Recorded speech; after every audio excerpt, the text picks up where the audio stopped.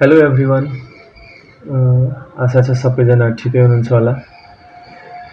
आज यो हाम्रो फर्स्ट सिरिज स्टार्ट हुँदैछ न्युमेरिकल मेथडको, जसमा केही बेसिक कुरोहरू आज हामी हेर्नेछौँ।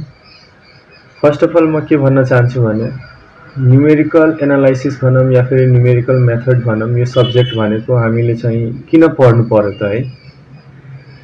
अब यो किन पढ्नु पर्यो भन्दाखेरि बुझ्दाखेरि यसमा जस्तै हाम्रो एक्ज्याक्ट सोलुसनहरूको कुरो गर्दाखेरि एक्ज्याक्ट सोलुसन भनेको के हुन्छ भनेदेखि हाम्रो रियल हुन्छ। जस्तै केस हामीले लिन्छौँ रियल वर्ल्ड प्रब्लम्सहरू जति पनि आउँछ त्यसमा हामीले एक्ज्याक्ट सोलुसन आउनु पर्दा भन्दाखेरि त्यो एक्ज्याक्ट सोलुसन हाम्रो के हुन्छ, रियल हुन्छ। जुन कि हाम्रो यहाँनिर न्युमेरिकल मेथडले हामीलाई त्यसको सोलुसन्सहरू कसरी फाइन्ड आउट गर्ने, एप्रोक्सिमेट भ्यालुहरू कसरी ल्याउने भन्ने कुरोहरू चाहिँ फाइन्ड आउट गर्नको लागि हामी चाहिँ युज गर्छौँ। फर्स्ट हामीले भन्न सक्छौँ किन हामीले चाहिँ युज गर्नु पर्यो त। फर्स्ट हाम्रो चाहिँ एक्ज्याक्ट सोलुसन है, हाम्रो के हुन्छ भने एक्ज्याक्ट सोलुसन आर रेयर भन्छौँ हामी है, रेयर हुन्छ, जसको लागि हामीले चाहिँ युज गर्नुपर्ने हुन्छ। त्यस्तै हामी भन्छौँ bridge between math and computers हामी लिन्छौँ कि अब म्याथ र कम्प्युटर बिचको ब्रिज भनिन्छ है, bridge between math and computer भन्छ, म्याथ एन्ड कम्प्युटर हामी भन्छौँ है, म्याथ एन्ड कम्प्युटर भन्छ। यो भन्नेले के बुझिन्छ भने अब मोस्ट अफ द केसमा हाम्रो म्याथमेटिकल प्रब्लम्सहरू जुन हुन्छ, इक्वेसन्सहरू हुन्छ, उसलाई हामीले सिम्बोलिकली हामीले सल्भ गर्न चाहिँ गाह्रो पर्छ हामीले, जुन कि हामीले कम्प्युटर्समा सल्भ गर्न मिल्दैन। त्यहीँनिर न्युमेरिकल मेथडले हामीलाई एउटा एल्गोरिदम प्रोभाइड गर्छन् जसको थ्रु हामीले लजिकली कम्प्युटरमा चाहिँ हामीले कम्प्युट गर्न सक्छौँ। बुझ्नु पर्यो कि त कम्प्युटरमा हामीले सल्भ गर्न सक्छौँ है। त्यही भएर यसलाई bridge between math and computer भनिन्छ है। यो पोइन्ट भइहाल्यो हाम्रो। अर्को त हामी त्यसपछि के भन्न सक्छु भने अब युज भन्दाखेरि कहाँ कहाँ अझै हामी यसलाई गर्न सक्छौँ भने नेक्स्ट पोइन्ट छ हाम्रो युज्ड इन अल फिल्ड्स भन्छौँ हामी है, युज्ड इन अल फिल्ड्स। अब युज्ड इन अल फिल्ड्सको मिनिङ के बुझिन्छ यहाँनिर, जस्तै लाइक यसलाई हामीले युज कहाँ कहाँ गर्न मिल्छ भने फर्स्ट छ हाम्रो इन्जिनियरिङ फिल्डमा, इन्जिनियरिङ फिल्डमा लाइक स्ट्रेस एनालाइसिसको लागि हामी यसलाई युज गर्न सक्छौँ है, स्ट्रेस एनालाइसिस भन्न सक्छौँ, स्ट्रेस एनालाइसिसको फिल्डमा युज गर्न सक्छौँ है। त्यस्तै हाम्रो हिट ट्रान्सफर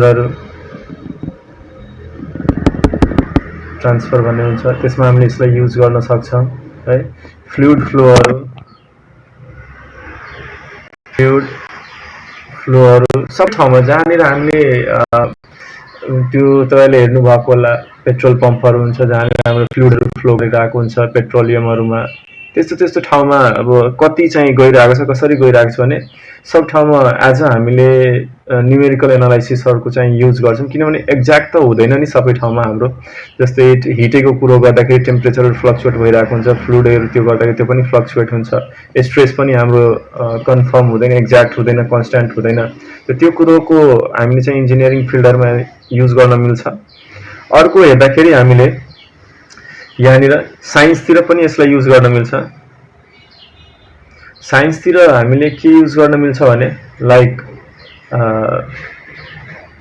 जस्तै हामीले यसलाई युज गर्न मिल्छ मोडलिङ प्लानेटरी मोसन्सहरूमा है,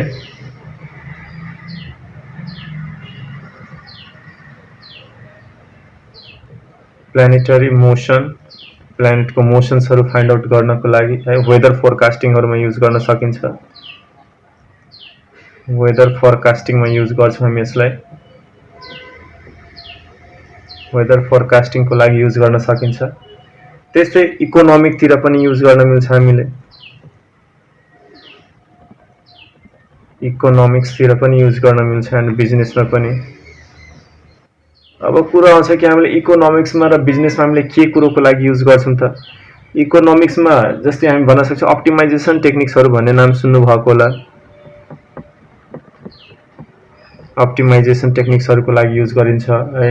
यो पनि अब यहाँ पनि फोरकास्टिङको लागि युज गरिन्छ, फोरकास्टिङमा युज गरिन्छ है।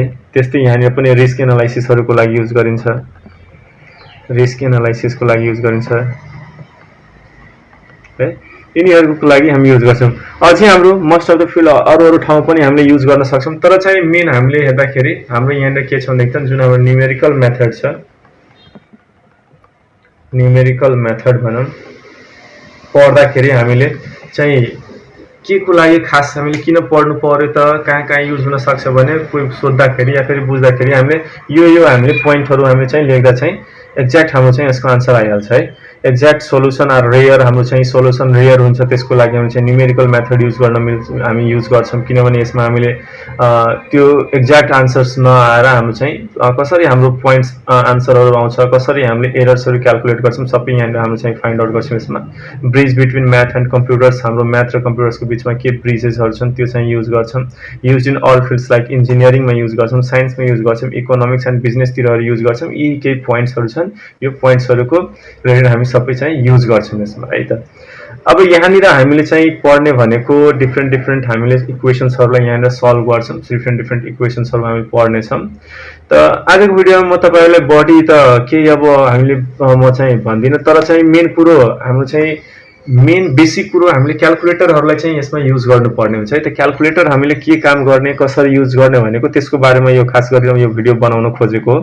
त्यहाँनिर म क्याल्कुलेटरतिर लाग्छौं अनि यसमा म चाहिँ तपाईलाई केही टिप्सहरु दिन चाहन्छु कि कसरी हामीले के कुरोहरु युज गर्छौं। त सबभन्दा पहिला तपाईहरुलाई क्याल्कुलेटर हेर्दाखेरि क्याल्कुलेटरमा तपाईलाई यस्तो खालको साइन्टिफिक क्याल्कुलेटरहरु लिनु होला है। अब यो क्याल्कुलेटरमै हामीले सबै सोलुसन्सहरु निकाल्छौं, डाइरेक्टली हामीले क्याल्कुलेटरबाट नै क्याल्कुलेट गर्न निकाल्ने हो। त यहाँनिर सबभन्दा पहिला जुन न्यूमेरिकल मेथडको प्रब्लम्सहरु गर्छु भने यसमा तपाईहरुले ट्रिग्नोमेट्रिक इक्वेशन्सहरु पनि गर्नुहुन्छ, अरु एल्जेब्रिक इक्वेशन, सबै इक्वेशन्सहरु हामी गर्छौं यसमा। त क्याल्कुलेसन जतिखेर हाम्रो ट्रिग्नोमेट्रिकको कुरा आउँछ हामी के गर्छौं भनेदेखि क्याल्कुलेटरलाई रेडियनमा सेट गर्छौं सबभन्दा पहिला। त यहाँले तपाईले हेर्नु देखिन्छ होला सायद यहाँनिर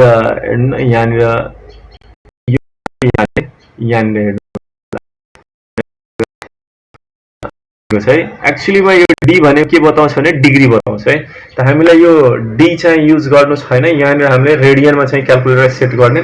त क्याल्कुलेटरलाई रेडियनमा सेट गर्नको लागि सबभन्दा पहिला हामीले जाने भनेको यहाँनिर शिफ्टमा जाने हो, अनि मोडमा जाने हो, अनि यहाँनिर नम्बर्सहरु हुन्छ हेर्नु न। फर्स्टमा यहाँनिर म्याथ ती लेखेको छ, सेकेन्डमा लिनियर छ, त्यसपछि थर्डमा डिग्री छ, फोर्थमा रेडियन छ। 4 नम्बर छ नि, हामीले यहाँनिर 4 नम्बर किबोर्ड यहाँबाट चुज गर्नु पर्यो।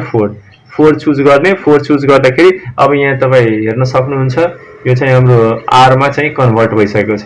यहाँनिर आर मा हाम्रो डी बाट आर मा चाहिँ कन्भर्ट भएको छ है। अलिकति क्यामेराको फोकस नमिलेर यस्तो चाहिँ देखेको छ, तर यहाँनिर चाहिँ हाम्रो आर मा चाहिँ कन्भर्ट भइहाल्छ है डी बाट। अनि यसैमा हामीले क्याल्कुलेट गर्छौं। त फर्स्ट हाम्रो पोइन्ट थियो कि क्याल्कुलेटरमा कसरी हामीले डिग्रीबाट रेडियनमा चाहिँ चेन्ज गर्ने है। ब्याक टु फेरि चेन्ज गर्नु पर्यो भने त्यही हामी गर्नु छ, यहाँनिर शिफ्टमा जाने, यहाँनिर मोडमा थिच्ने, अनि यहाँबाट 3 नम्बर थिच्ने, हाम्रो डिग्रीमा आइहाल्छ। ब्याक टु हाम्रो डिग्रीमा आइहाल्यो है। एउटा कुरो यो भयो। त्यसपछि हामीले क्याल्कुलेटरमा इक्वेसन बनाउन आउनु पर्यो है। इक्वेसनलाई हाम्रो कामलाई एकदम सजिलो बनाइदिन्छ कि हामीले कुनै पनि क्याल्कुलेसन गर्नु पर्यो भने एक्ज्याक्टली हामीले तुरुत्तै गर्न सक्छौं। जस्तै एक्जाम्पल लिँदाखेरि अब यहाँनिर सपोज मलाई क्याल्कुलेट गर्नु छ है, यहाँनिर म तपाईलाई देखाउँदै छु। सपोज यहाँनिर मलाई क्याल्कुलेट गर्नु छ है, मलाई क्याल्कुलेट गर्नु छ 2x + 5 2x स्क्वायर + 5x - 4 है इक्वल्स टु, यसको आन्सर मलाई निकाल्नु छ। अब यसमा x को भ्यालु त हामीले राख्नु पर्यो नि हैन। x को भ्यालु राख्दाखेरि अब यसरी हामीले क्याल्कुलेट गर्दाखेरि सपोज x को भ्यालु 1 राख्यो भने 2 * 1 को स्क्वायर + 5 * 1 - 4 यो गर्नु पर्यो। अनि 2 + 5 - 4 अनि यो 5 * 7 - 4 अनि यो हाम्रो 3 आउँछ भने हामीले क्याल्कुलेट गर्छौं यसो।